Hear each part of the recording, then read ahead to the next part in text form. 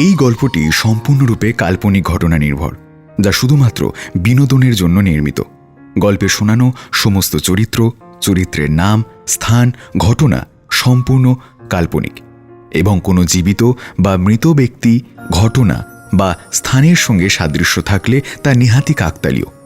গল্পের খাতিরে কোনো কোনো চরিত্র ধূমপান বা মদ্যপান করলেও ফিভার 104 FM ধূমপান এবং মদ্যপানকে সায় দেয় না। এটি স্বাস্থ্যের পক্ষে ক্ষতিকারক, এতে ক্যান্সার হয়। গভীর রাতের গোপন কথা, গভীর রাতের গোপন কথা, গভীর রাতের গোপন কথা, গভীর রাতে। গভীর রাতের গোপন কথায় আজকের গল্প একটু সে আর একটু আমি।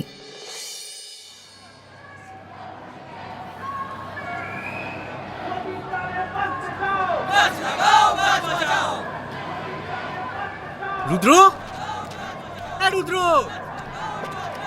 কই গেলি ভাই? রুদ্র, আরে দাদা ঠেলছেন কেন? দাঁড়ান না। ব্যাটারিটাও 10% এসে লাল হয়ে আছে। তুই সালা এই, আরে এই কাকিমা, হ্যাঁ গাছ বাঁচাও, গাছ বাঁচাও। সালা এই আন্দোলনের চক্করে আমার ফোনটার গিয়ে রুদ্রটাকে খুঁজে না পেলে বাড়ি ফিরবো কি করে? রুদ্র, এই দাঁড়া, প্ল্যাকার্ডগুলো একটু সোজা করে ধর। আরে আরে বেঁকিয়ে ধরলি তো, ঠিক কর ওটা।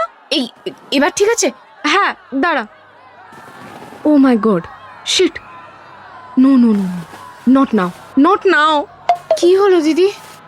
আরে ফোনটা বন্ধ হয়ে গেল, একদম চার্জ নেই। পাওয়ার ব্যাংক আছে রে? না গো দিদি। ধুর, আরে বাবা কখনো তো একটা কাজে আয়। আরে দিদি আমি কি করে জানবো গো? দাঁড়া, ইস, এখন কে যে আছে একটু হেল্প করে দেবে? ওই লোকটাকে একবার জিজ্ঞেস করবো। দেখো কি বলে। আমি আসছি। এই তুই এখানেই থাকবি কিন্তু, হ্যাঁ? কোথাও গেলে কিন্তু আমি আর খুঁজে পাবো না। আরে হ্যাঁ হ্যাঁ, তুমি যাও না, আমি আছি তো। আপনার হাতে কি ওটা পাওয়ার ব্যাংক? হ্যাঁ হ্যাঁ মানে প্লিজ বলবেন না ওটাতেও চার্জ নেই। I really need it badly. ও আসলে চার্জ আছে, কিন্তু এটা খুব পুরনো মডেল, স্লো চার্জিং হবে কিন্তু।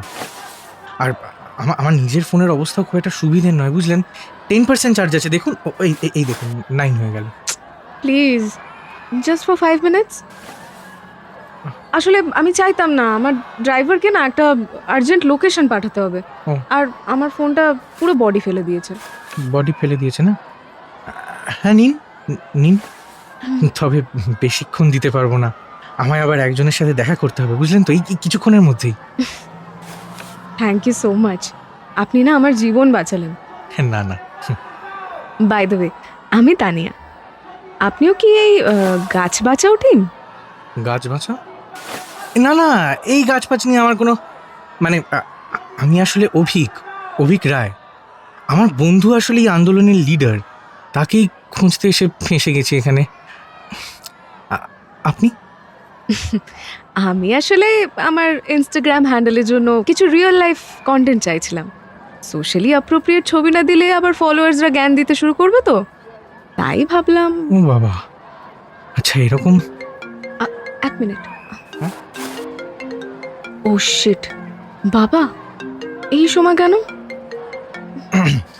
হ্যালো, হ্যাঁ বাবা। বাবা আমি বলছি তো আমি একটা খুব সিরিয়াস কাজে আছি। না আমি মলে নেই। উফ, আমি আমি আসলে আমার একটা বন্ধুর সাথে আছি। তুমি বিশ্বাস করছো না তো? দাঁড়াও, এই তো ও আমার সাথেই আছে। ও খুব শান্ত আর সিরিয়াস টাইপের ছেলে, তোমার পছন্দ হবে। হ্যালো, হ্যাঁ, ওর নাম অভিক রায়। আরে আপনি না, ওর সাথে কথা বলো। কথা ও না না, ও তো এখন কথা বলতে পারবে না, ও তো ড্রাইভ করছে। হ্যাঁ হ্যাঁ, পরে কথা বলবো। Okay bye. এক মিনিট, এটা কি হলো? মানে আমি আপনাকে চিনি পর্যন্ত না, আর আপনি রিল্যাক্স মিস্টার রায়, আমার বাবা ভাবছিলেন আমি বোধহয় কোনো ক্লাবে নাচানাচি করছি। আপনাকে দেখে খুব ভদ্রলোক মনে হলো, তাই আপনার নামটা ব্যবহার করলাম। আপনি তো আর সত্যি সত্যি আমার বাড়ি গিয়ে নালিশ করছেন না, তাই না? মানে মানে আপনি জাস্ট আমার নামটা একটা মিথ্যে রিলেশনে ঢুকিয়ে দিলেন। আরে দূর, এটাকে মোটেও মিথ্যা বলে না, আর কি রিলেশনও বলে না। এটাকে বলে সিচুয়েশন ম্যানেজমেন্ট, মানে অবস্থা বুঝে ব্যবস্থা। হ্যাঁ? হ্যাঁ, যাই হোক, আপনার পাওয়ার ব্যাংকটা কিন্তু সত্যিই লাইফ সেভার ছিল। Thanks a lot. See you around, Avik Roy, bye. আরে আজব মেয়ে তো। কি জানেন, আমার জীবনটা অনেকটা এক্সেল শিটের মতো ছিল, সব কিছু সাজানো, হিসেবি আর বোরিং। সেখানে তানিয়া এলো একটা র্যান্ডম ভাইরাস কোডের মতো, যা আমার পুরো সিস্টেমটাকে একেবারে হ্যাং করে দিল। 5 মিনিটের জন্য সে আমার পাওয়ার ব্যাংক ধার নিয়েছিল, আর বিনিময়ে আমাকে একটা কাল্পনিক রিলেশনশিপেও ঢুকিয়ে দিয়ে গেল। অভিক রায় সিরিয়াস টাইপের ফ্রেন্ড। শুনে অদ্ভুত লাগছিল, কিন্তু ওর চলে যাওয়ার পর পার্কের সেই ধুলোবালি মাখা বাতাসে ওর দামি পারফিউমের গন্ধটা কেন জানি অনেকক্ষণ আটকে রইল। আমি জানতাম এই মেয়ে আমার জগতে নয়। ও থাকে ফোনের পোর্ট্রেট মোডে, আর আমি তো বরাবরই চলি ব্যাটারি সেভার মোডে। কিন্তু ওই যে বলে না, মানুষের কৌতূহলই হলো পৃথিবীর সবচেয়ে শক্তিশালী চুম্বক। বাড়ি ফেরার পথে বাসে বসে আমি একটাই কাজ করছিলাম, বুঝলেন? সোশ্যাল মিডিয়া সার্চ বারে গিয়ে টাইপ করছিলাম TANIA, তানিয়া।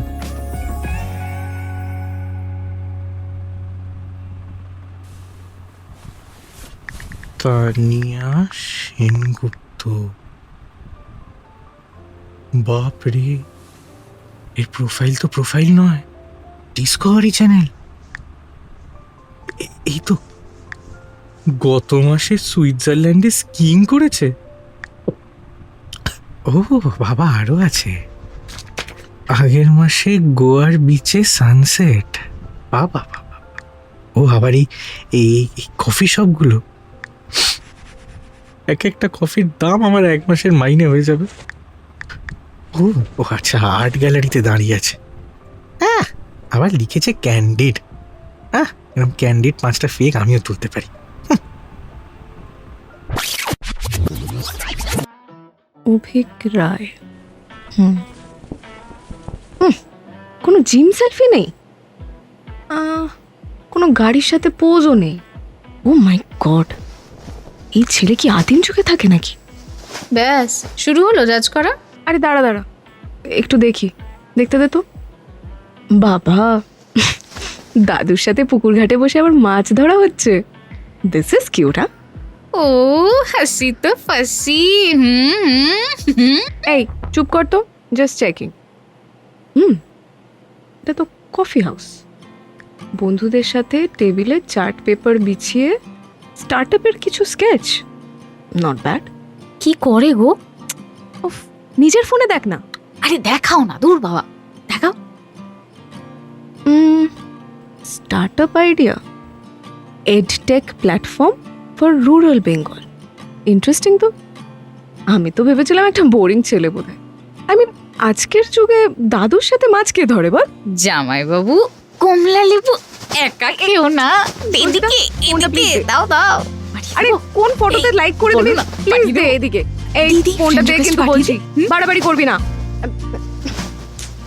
বেশি বেশি দেখ দেখ, এই পোস্টটা দেখ। শহরটা শুধু শপিং মল আর কাঁচের বিল্ডিং নয়, শহরটা লুকিয়ে আছে পুরনো বইয়ের গন্ধ আর গলিপথের আড্ডায়। আতেল ফিলোসফার মশাই, দেখা যাক ফিলোসফি কতটা গভীর। এই যে আরে ডান, অ্যাড ফ্রেন্ড করে দিলি? এ কি আজব মেয়ে রে বাবা। বলে দিও জাস্ট একটা থ্যাংক ইউ জানানোর জন্য রিকোয়েস্ট পাঠাচ্ছি, নাথিং এলস, সিম্পল। খুব পেকেছো তুমি, জানো তো। আরে তোমায় হেল্প করলাম তো, ট্রিট দাও এবার। হ্যাঁ দাও দাও। শিকো 20 আছে, চলবে? না গো, থ্যাঙ্কস।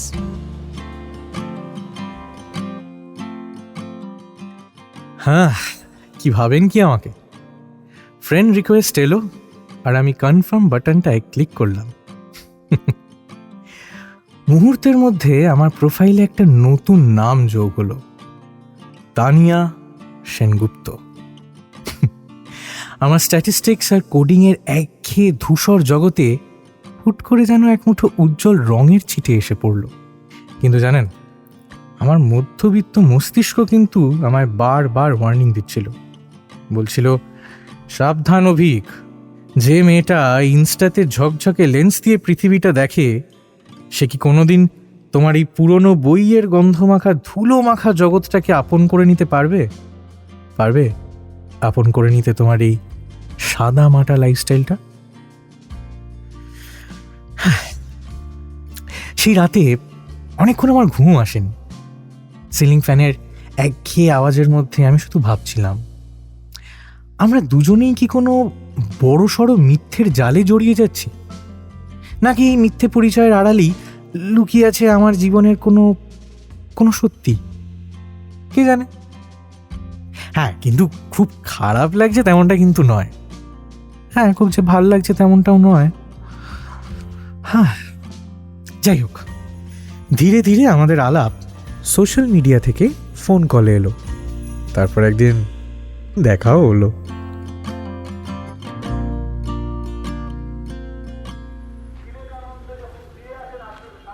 উফ, অভিক, হুম, এই ধুলোর মধ্যে লোকে বই কেনে কি করে? আর দেখো এই ট্রামের আওয়াজ, আমার তো মনে হচ্ছে আমি 1920 সালের কোনো মুভিতে ঢুকে পড়েছি। এটাকে ধুলো বলে না তানিয়া, এটাকে বলে ইতিহাসের গন্ধ। আপনি ফ্যাশন নিয়ে রিসার্চ করতে চেয়েছিলেন না? রিয়েল কলকাতা দেখতে চেয়েছিলেন? এই গলিগুলোই হলো কলকাতার আসল রানওয়ে, এগুলোকে দেখুন। ও রিয়েলি? আচ্ছা, তাহলে বলুন তো, এই যে ফুটপাতে সারি সারি দিয়ে পুরনো বই পড়ে আছে, এগুলোর মধ্যে ফ্যাশন কোথায়? আমি তো শুধুই ওই পোকা দেখছি।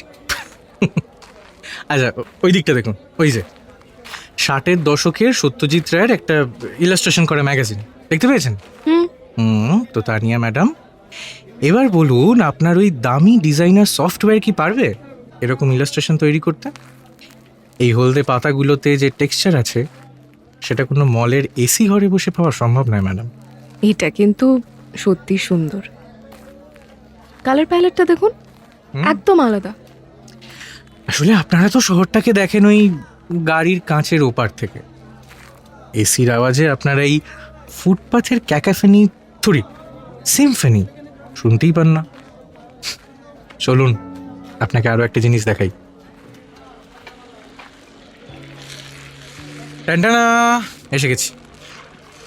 এখানে হুম, আমরা এখানে চা খাবো? অভিক, এটা হাইজেনিক তো?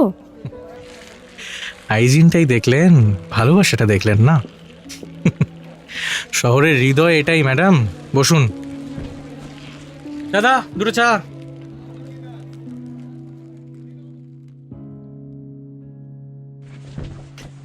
Thank you, thank you.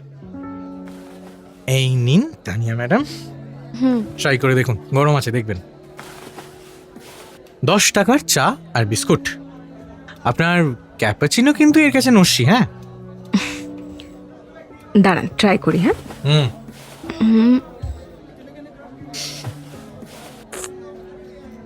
কেমন? Wow, interesting. এই মাটির ভাঁড়ের একটা আলাদা গন্ধ আছে না? আছে তো। ঠিক যেমন আপনার মধ্যে একটা আলাদা মানুষও আছে, যে এই এত ভিড়ের মধ্যেও হারিয়ে যেতে ভয় পায় না। একটা কথা বলবো? বলুন। আমার জীবনটা না খুব সাজানো অভিক, একদম পারফেক্ট, কিন্তু সেই পারফেকশনের মধ্যে কেন জানি খুব দম বন্ধ লাগে। সবাই জানে আমি কি খাবো, কোথায় যাব, কার সাথে কথা বলবো। আর জানেন, বাবা যখন সেই দিন আপনাকে আমার বয়ফ্রেন্ড ভেবে নিয়েছিল ফোনে, আমি কেন প্রতিবাদ করিনি বলুন তো? কারণ আমি দেখতে চেয়েছিলাম আমার ওই সাজানো রিলের দুনিয়ার বাইরে কেউ একজন রিয়েল কেউ আছে কিনা। আর তারপর পেলেন কাউকে, নাকি আমি আপনার ফ্যাশন প্রজেক্টের জাস্ট একটা এক্সপেরিমেন্ট? এক্সপেরিমেন্ট হলে আমি আজ এই বিস্কুটটা আর চাটা হয়তো খেতাম না অভিক। তোমার মধ্যে না এমন কিছু দেখেছি যা আমার ক্রেডিট কার্ড দিয়ে কেনা যায় না। ধন্যবাদ আমাকে এই শহরটা নতুন করে চেনানোর জন্য। ম্যাজিকে বিশ্বাস করেন? সেই বিকেলটা ছিল ম্যাজিকের মতো। আমি আগে ভাবতাম আমাদের মাঝে এক হিমালয়ের সমান উঁচু দেওয়াল আছে, টাকার দেওয়াল, রুচির দেওয়াল। কিন্তু চায়ের দোকানে বসে তানিয়া সেই কাচর মাচর করে বিস্কুট খাওয়ার দৃশ্যটা দেখে মনে হলো ওই দেওয়ালটা আসলে কাঁচের, এক হাতুড়ির ধাক্কাতেই ভেঙে ফেলা যায়। ওই প্রথম আমি তানিয়ার দামি পারফিউমের আড়ালে থাকা সেই মেয়েটাকে দেখতে পেলাম। আর আমার মনে হয় সেও বোধহয় আমার চশমার পেছনের স্বপ্নগুলোকে একটু হলেও পড়তে পারছিল। আমরা তখন ওই স্রেফ একটা ওই মিথ্যে ফ্রেন্ড বা রিচ গার্ল ছিলাম না।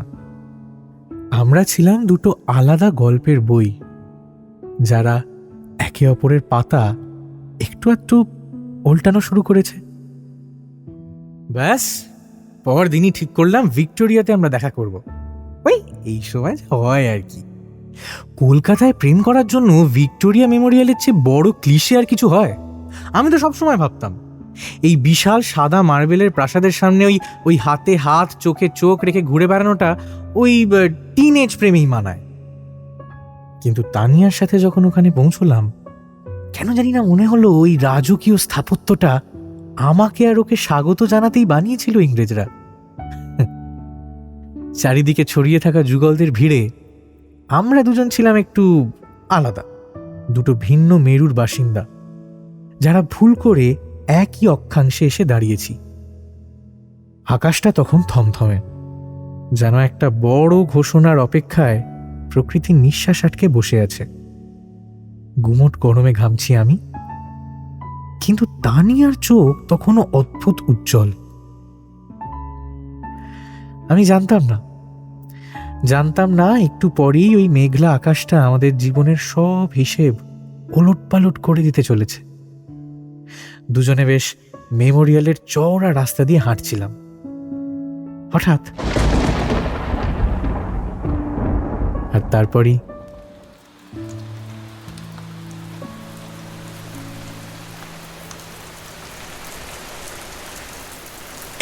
এই দেখেছেন বৃষ্টিটা শুরু, এই পুরো ভিজে যাবো। তানিয়া তাড়াতাড়ি ওই শেডটা নিচে চলুন, হ্যাঁ, না হলে ল্যাপটপটা ভিজে যাবে, আমরাও ভিজে যাবো। চলুন। আরে কি হলো আপনারা যাবেন না? দাঁড়িয়ে আছেন কেন? পুরো ভিজে যাচ্ছেন তো, চলুন। থাক না অভিক, আজ না হয় একটু ভিজি মানে? সবসময় কি আশ্রয়ের খোঁজে দৌড়তে হবে? না মানে আপনার ফোন, আমার ব্যাগ সব ভিজে যাচ্ছে। তাছাড়া ভিজে একসা হয়ে বাড়ি ফেরাটা ভালো দেখায় না, তারপর জ্বর টর হলে। আপনার ওই লজিককে না আজ একটু ছুটিতে পাঠান তো। ল্যাপটপটা ওই শেডে রেখে দিয়ে আসুন।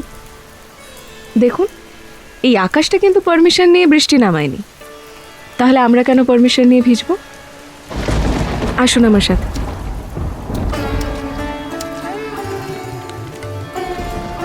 তানিয়া আমাকে খোলা আকাশের নিচে টেনে আনলো।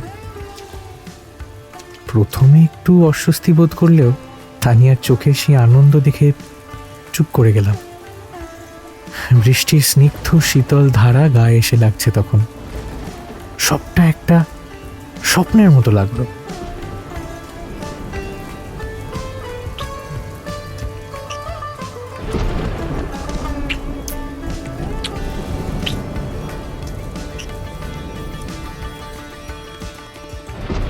ভিক্টোরিয়া মেমোরিয়ালে সেই বৃষ্টিটা বোধহয় আমাদের সব দ্বিধা ধুয়ে মুছে নিয়ে গেছিল। আমি জানতাম এরপর থেকে আমার লড়াইটা আর একার নয়। তানিয়াকে পাওয়া মানে হলো একটা নতুন পৃথিবী পাওয়া, কিন্তু সেই সাথে একটা মস্ত বড় যুদ্ধের প্রস্তুতিও নেওয়া। কারণ সেনগুপ্ত পরিবারের আভিজাত্য আর আমার মধ্যবিত্ত জীবনের লড়াইটা এবার বোধ করি শুরু হতে চলেছে। কিন্তু সে যাই হোক, সেদিন ওই বৃষ্টির নিচে দাঁড়িয়ে আমার শুধু মনে হচ্ছিল পৃথিবীর সব হিসেব ভুল প্রমাণিত হোক, আমাদের এই পাগলামিটা সত্যি হয়ে থাকুক।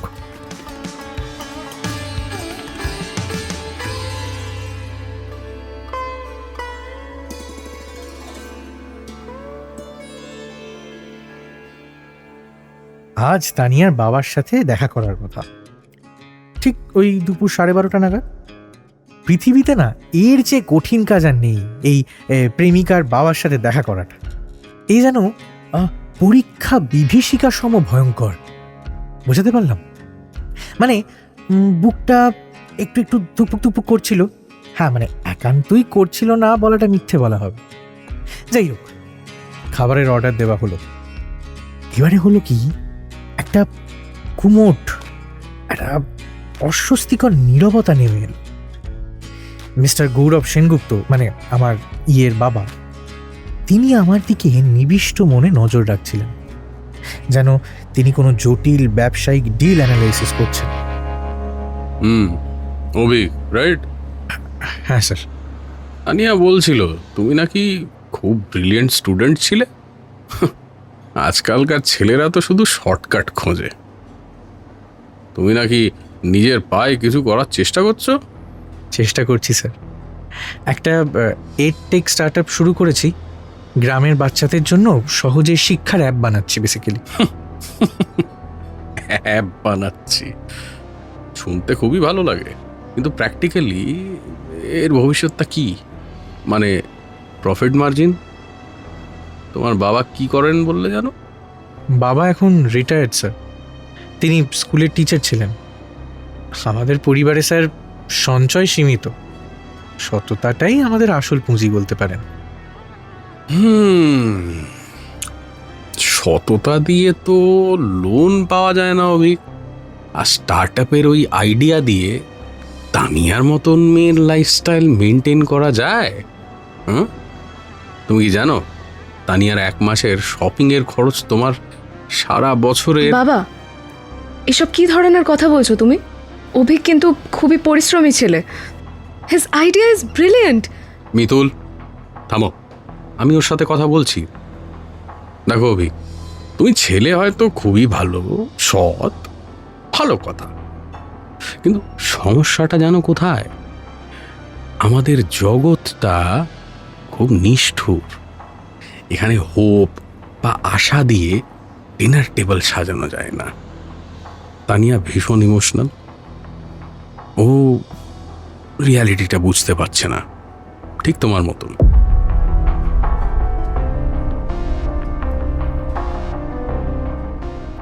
ডিনারের বাকি সময়টা খাবার আর গলা দিয়ে নামল না। ডিনার শেষে তানিয়া গাড়ির দিকে এগিয়ে গেলে গৌরববাবু একটু আড়ালে ডেকে পাঠালেন। বললেন, শোনো, এই যে তুমি ফর্মাল শার্টটা পরে এসেছো, এটা বেশ পুরনো ফ্যাশনের। তানিয়া হয়তো এসব লক্ষ্য করে না, করবেও না, কিন্তু আমি তো করেছি।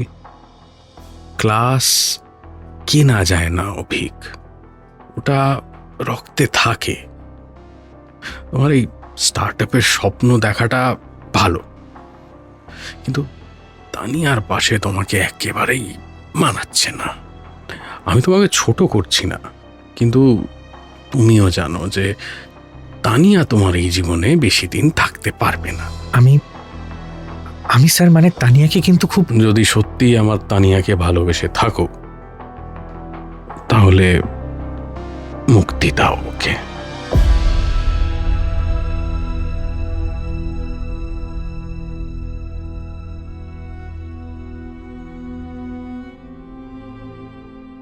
কোনো উত্তর দিতে পারলাম না। দুটো পা যেন মেঝের সাথে আটকে গেল হঠাৎ। গৌরব সেনগুপ্ত কাঁধে একটা টোকা দিয়ে গটগট করে তানিয়াকে নিয়ে নিজের অডি গাড়ির দিকে এগিয়ে গেলেন। 5 স্টার হোটেলের ওই ঠান্ডা এসির মধ্যেও আমি তরতর করে ঘামছিলাম। উনি কিন্তু আমায় কোনো কুকথা বলেননি, কিন্তু ওনার প্রতিটা শব্দ ছিল কোনো ধারালো ছুরির মতো। বুঝতে পারছিলাম তানিয়া আর আমার মাঝখানে শুধু টাকা নয়, একটা মস্ত বড় অহংকারের দেওয়ালও দাঁড়িয়ে আছে। তানিয়া ভিজে চোখে গাড়ির জানলা দিয়ে আমাকে হাত নাড়ছিল। আমার মনে হলো যেন দূর থেকে কোনো অচেনা মানুষকে বিদায় জানাচ্ছি আমি। সেই রাতে প্রথমবার অনুভব করলাম শুধু ভালোবাসলে হয় না, ভালোবাসা ধরে রাখার জন্য যে অদৃশ্য বড় মোটার প্রয়োজন, সেটাই আমার কাছে নেই।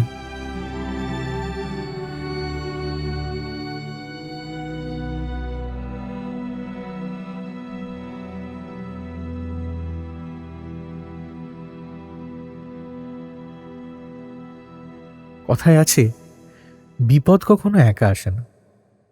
গৌরব সেনগুপ্তের অপমানটা যখন হজম করার চেষ্টা করছি, এমন সময় ভাগ্য আমার উপর সব থেকে বড় চোটটা করলো। আসলে জীবন যখন আপনাকে নিচে নামাতে চায় না, পূর্বাভাস ছাড়াই সবটা ঘটে যায়। আমার বাবার হঠাৎ হার্ট অ্যাটাক হলো। আমার পুরো জগৎটা যেন তাসের ঘরের মতো ভেঙে গেল হঠাৎ। হাসপাতালের ওই সাদা করিডর, ওষুধের তীব্র একটা গন্ধ, আর আইসিইউর বাইরে বসে থাকা আমি, এক লহমায় আমার সব স্টার্টআপের সমস্ত স্বপ্ন ম্লান হয়ে গেল। জীবন চাইলে যে কতটা নিষ্ঠুর হতে পারে সেটা সেই রাতে আমি প্রথমবার হাড়ে হাড়ে টের পেয়েছিলাম। প্রতিটা সেকেন্ডের দাম ছিল হাজার হাজার টাকা, আর আমার পকেটে তখন শুধু একরা শূন্যতা। আজ দ্বিতীয় দিন। ডাক্তার বললেন বাবা একটু ভালো আছেন, তবে এখনো অবস্থা খুব একটা সুবিধের নয়। হাসপাতালের বাইরে একটা চায়ের দোকানে চা খাচ্ছিলাম। আসলে সকাল থেকে পেটে কিছু পড়েনি তো। মোবাইলের স্ক্রিনে হঠাৎ তাকিয়ে দেখি তানিয়ার 10টা মিসড কল। ওর ভালোবাসা হতে চেয়েছিলাম, ওর করুণার পাত্র হতে তো চাইনি কোনোদিন। না, গৌরব সেনগুপ্ত হয়তো ঠিকই বলেছিলেন, বিপদে পড়লে আইডিয়া দিয়ে জীবন বাঁচানো যায় না।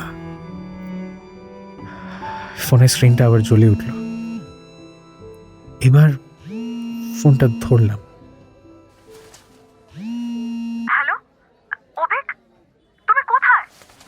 3 দিন ধরে তোমার কোনো পাত্তা নেই, ফোন ধরছো না, কি হয়েছে? আমি কি কোনো ভুল করেছি? হ্যাঁ, না তুমি কিছু করনি। আমি একটু ওই কাজে ব্যস্ত ছিলাম। অভিক, আমি জানি বাবার ওই ডিনারের পর থেকে তুমি কেমন যেন একটা বিহেভ করছো। প্লিজ প্লিজ আমার সাথে কথা বলা বন্ধ করো না।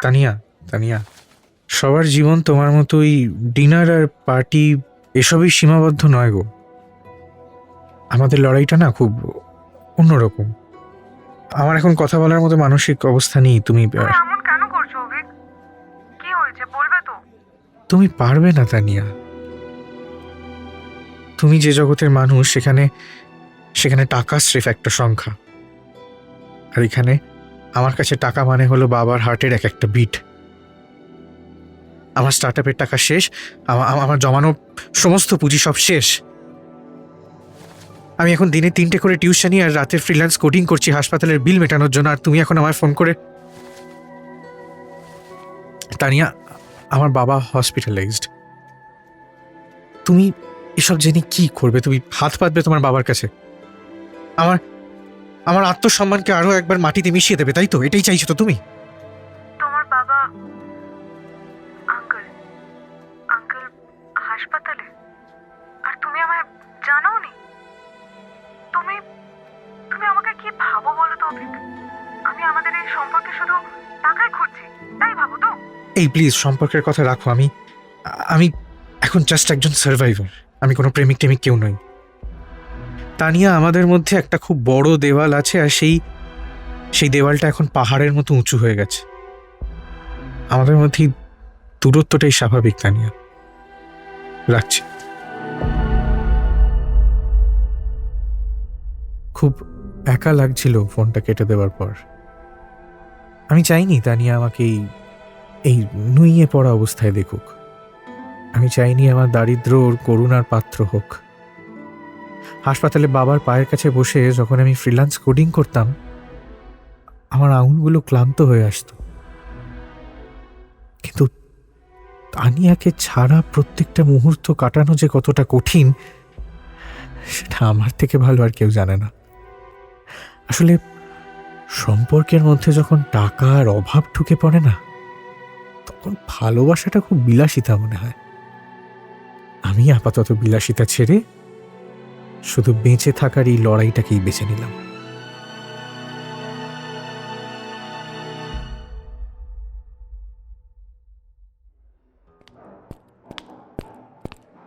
বেড নাম্বার 412, মিস্টার অবিনাশ রায়। ওনার বিলটা কতটা বাকি আছে? 1,20,000 ম্যাম। ওষুধের বিলটা কিন্তু এর মধ্যে নেই, হ্যাঁ, আলাদা ওটা। আচ্ছা, তাহলে অল টোটাল কত হচ্ছে একটু কাইন্ডলি বলবেন? 1 সেকেন্ড। 1,63। ওকে, চেকে পেমেন্ট করি, অসুবিধা হবে না তো? না না, ঠিক আছে ঠিক আছে। ওকে।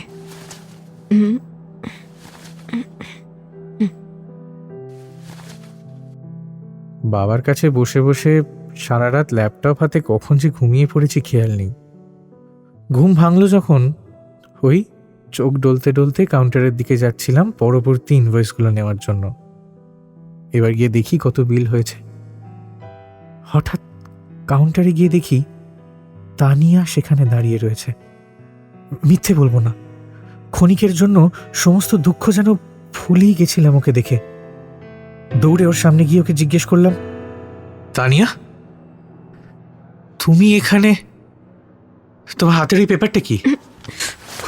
দাও আমাকে। এটা কি তানিয়া? কে তোমাকে অধিকার দিয়েছে এটা করার? আমি কি তোমার কাছে টাকা চেয়েছি কখনো? আমার দরকার নেই তোমার দয়া। তানিয়া শান্ত হও, এটা দয়া নয় অভিক, এটাকে পার্টনারশিপ বলে। এটা বলে না পার্টনারশিপ, এটা তোমার আভিজাত্য দেখানোর একটা উপায় মাত্র। আমি আমার বাবার চিকিৎসা নিজের ক্ষমতায় করব, ঠিক আছে? তুমি তুমি তুমি তুমি এই চেক বইটা ফেরত নিয়ে যাও। আমি গরিব হতে পারি তানিয়া, কিন্তু আমি কারোর কেনা গোলাম হতে পারবো না, প্লিজ। আচ্ছা অভিক, আমি যদি আজ এই অবস্থায় থাকতাম আর তোমার কাছে টাকা থাকতো, তখনও কি তুমি আমায় এভাবে ফিরিয়ে দিতে? হ্যাঁ? তুমি কি বলতে যে তানিয়া, তোমার বাবার জীবন বাঁচানোর চেয়ে আমার ইগো বেশি বড়? এটাই বলতে তো? কথাটা শুনেই থমকে গেলাম, আর উত্তপ্ত মেজাজটা যেন বরফের ছোঁয়ায় এক মুহূর্তে ঠান্ডা হয়ে গেল। সম্পর্কের মাঝখানে যখন অনেক উঁচু পাহাড় এসে দাঁড়ায়, তখন সে পাহাড় ভাঙতে হলে শুধু একজনকে হাতুড়ি মারলে হয় না গো, অপরজনকেও হাত বাড়াতে হয়। আমি আমার মিলানে যাওয়ার সেভিংসগুলো দিয়ে এখানে আঙ্কেলের হসপিটালের বিল শোধ করলাম, কারণ আমার কাছে আমার ক্যারিয়ারের চেয়ে তোমার বাবার সুস্থতা আর তোমার হাসিটা বেশি দামি। তুমি এটাকে সাহায্য ভাবলে ভাববে কি? এখনো তাড়িয়ে দেবে তো? আর কিচ্ছু বলতে পারলাম না, তানিয়াকে জড়িয়ে ধরলাম। নার্সিংহোমের ওই বিশ্রী গন্ধের মধ্যেও তানিয়ার চুলের সেই পরিচিত সুগন্ধ এক অদ্ভুত আশ্রয় দিল।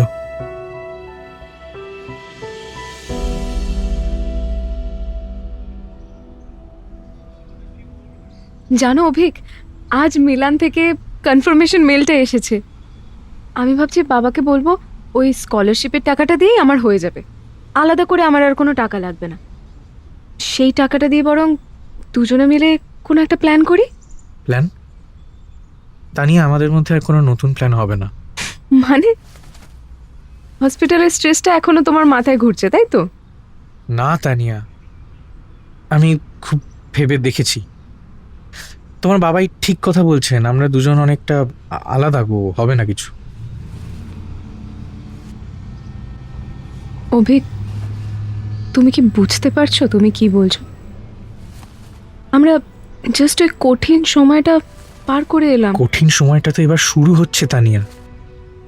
তুমি কি ভেবেছো আমার এই ছোট্ট স্টার্ট আপ, এই টানাটানির সংসার, এই সরকারি হাসপাতালের করিডর, এগুলো তোমার জীবন হয়ে যেতে পারে? আরে তুমি একটা সুন্দর রাজপ্রাসাদের রাজকন্যা তানিয়া। সেখানে না ওই রেশমের পর্দা থাকে, আমাদের মতো অভাবের নোনা ধরা দেওয়াল থাকে না। হ্যাঁ, আজ হয়তো তুমি আবেগে আমার পাশে এসে দাঁড়িয়েছো, কিন্তু 5 বছর পর যখন তোমার বন্ধুরা এই মিলান বা প্যারিসে নিজেদের ক্যারিয়ার গড়বে, তখন আমার ছেঁড়া চটি আর মাসের শেষে হিসাব মেলানোর জীবনটা তোমার পছন্দ হবে না তানিয়া, তোমার বিষ মনে হবে। মানে তুমি আমাকে এতটাই ছোট মনে করো অভিক? আমি কি তোমার কাছে জাস্ট একটা টাকায় গড়া ক্ষীরের পুতুল? আমি তো বারবার প্রমাণ করেছি যে আমি তোমার জন্য সব করতে পারি। আরে সব। সেটাই তো সমস্যা আমার তানিয়া।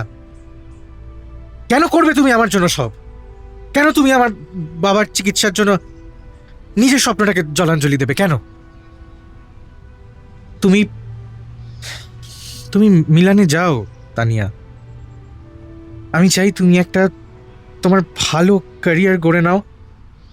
আমি তোমার জীবনে সেই বাধা হতে চাই না যার জন্য তুমি একদিন নিজেকে ঘৃণা করবে। তুমি কেন বুঝতে চাইছো না? আর আর আমার পছন্দটার কি হবে? আমার ইচ্ছের কোনো দাম নেই তোমার কাছে। অভিক, তাকাও। অভিক, তাকাও তানিয়া। আমার দিকে। তুমি স্রেফ ইগোর জন্য আমাদের সবটা শেষ করে দিচ্ছ। কিন্তু ইগো নয় তানিয়া, ইগো নয়, এটাই তোমাকে আমি বোঝাতে পারছি না।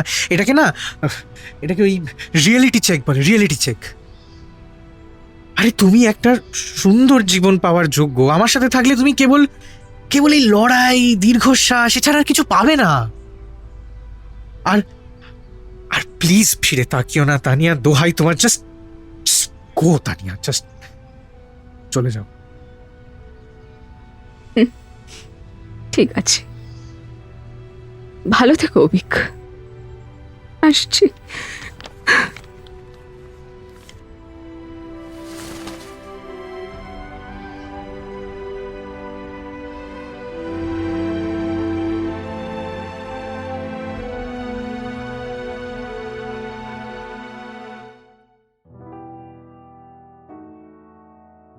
আর এক মুহূর্ত দাঁড়ালো না তানিয়া, হন হন করে হেঁটে রাস্তার দিকে চলে গেল। আর আমিও ক্যাবলার মতো অপলক দৃষ্টিতে ওর ওই চলে যাওয়াটার দিকে তাকিয়ে রইলাম। অন্ধকার ঘনিয়ে আসছিল ময়দানে। ওর ওই লাল ওড়নাটা বিকেলের বাতাসে শেষবারের মতো উড়তে দেখলাম। আমার খুব ইচ্ছে করছিল দৌড়ে গিয়ে ওকে পিছন থেকে জড়িয়ে ধরি আর বলি, মিথ্যে বলছি তানিয়া, আমি মিথ্যে বলছি, আমি তোমাকে ছাড়া থাকতে পারবো না, তোমাকে ছাড়া এক মুহূর্ত থাকতে পারবো না আমি।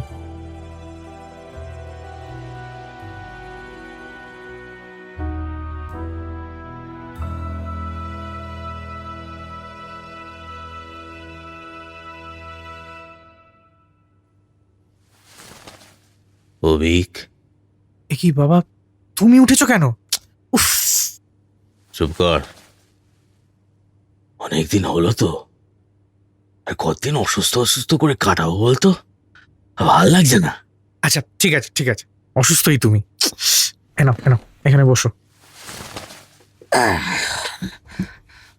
বলছি, এই তোর ফোনে এই মেয়েটা কে রে?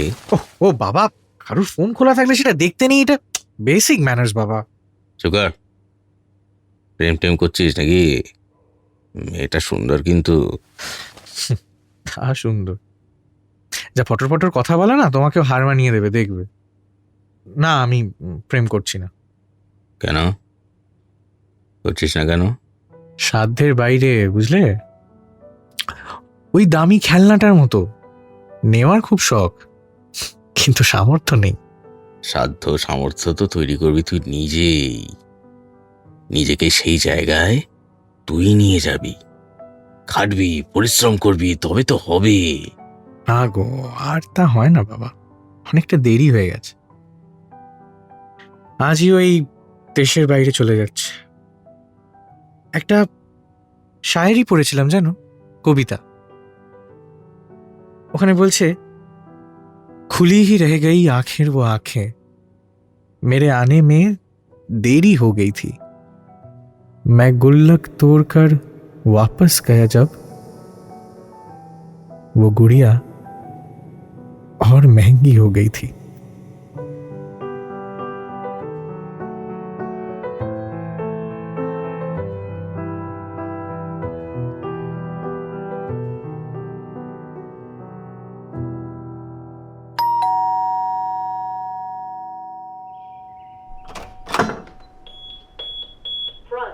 দেখি অভিক, তুমি? ভেতরে আসবো? তানিয়া তো নেই, she left for the airport. জানি, আমার আপনার সাথেই কিছু কথা আছে। আমার সাথে? আচ্ছা, এসো।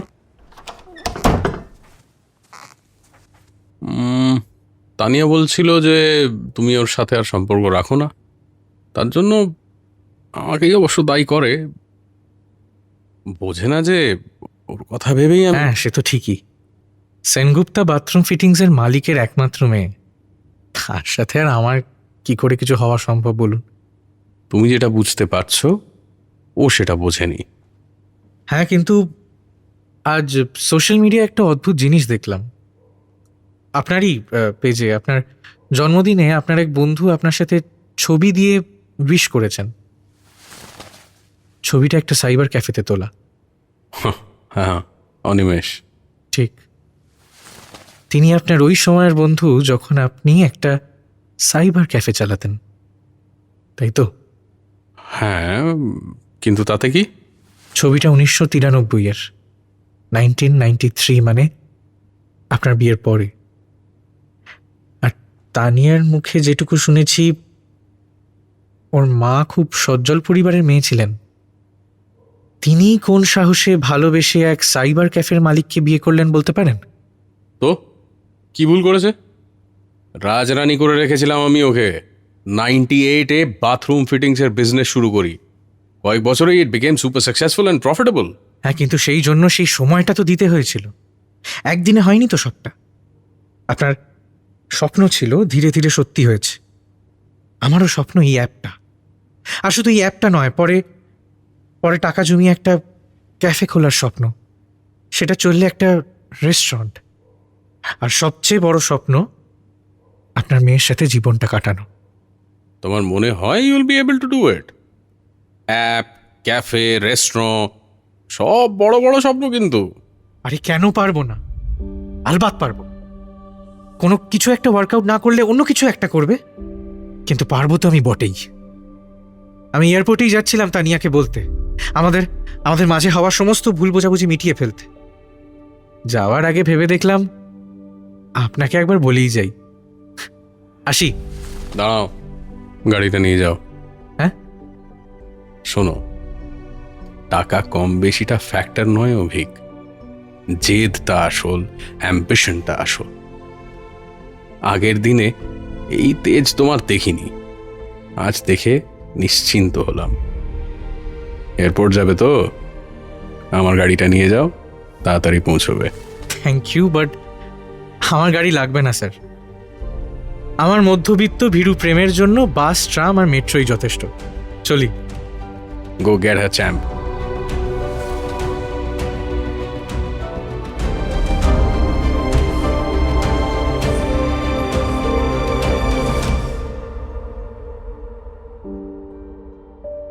এয়ারপোর্টের বাইরে দাঁড়িয়ে তানিয়া একটা ভিডিও করছে।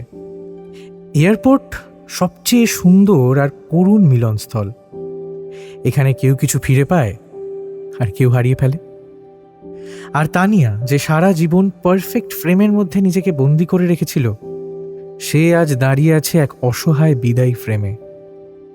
তার ক্যামেরার লেন্সে সবকিছুই ধরা পড়ছে, শুধু তার নিজের কষ্টটুকু ছাড়া।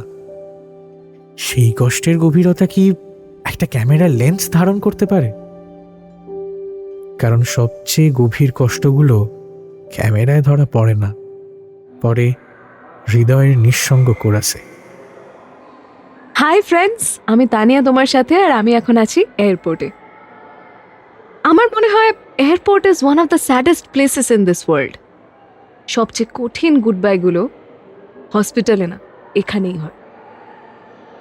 অ্যাজ আই এম স্পিকিং, আমি দেখতে পাচ্ছি সামনে একটা কাপল একে অপরকে জড়িয়ে ধরে কাঁদছে। ওদের অ্যাটলিস্ট জড়িয়ে ধরে কাঁদার মতন কেউ আছে।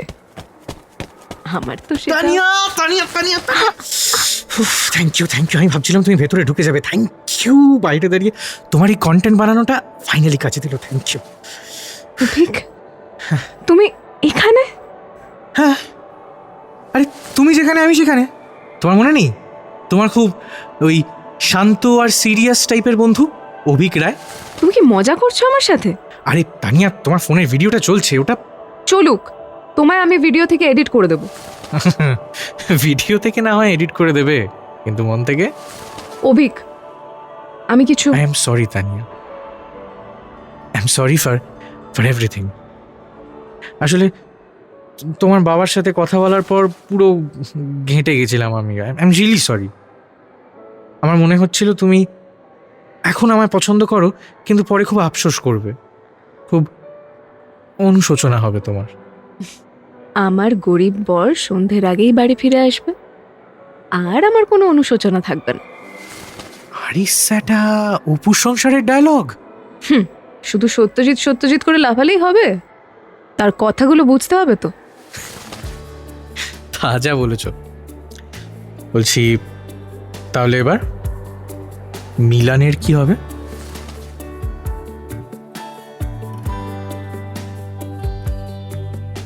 এখন আর মিলান নয়, মিলন হবে। হে প্রিয়, এই যে আমাদের কলকাতা, এই ধূলিকা ধূসর ট্রামের অহরহ শব্দঘন পুরাতন বইয়ের গন্ধে মাখা শহর, ইহার একটি ফুটপাত, ইহার একটি চায়ের দোকান কিংবা এই বৃষ্টিস্নাত ভিক্টোরিয়ার প্রাঙ্গণই কি আমাদের কাছে সমগ্র মিলানের চেয়ে বড় নহে?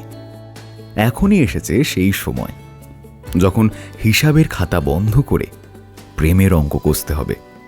তাই গল্পের শেষটা আসলে কোনো শেষ নয়, এটা একটা মহা প্রারম্ভ, একসাথে বাঁচার এক প্রারম্ভ। মিলানের চাকচিক্য এখন নয় দূরেই থাক, বরং ভালোবাসার হোক জয়।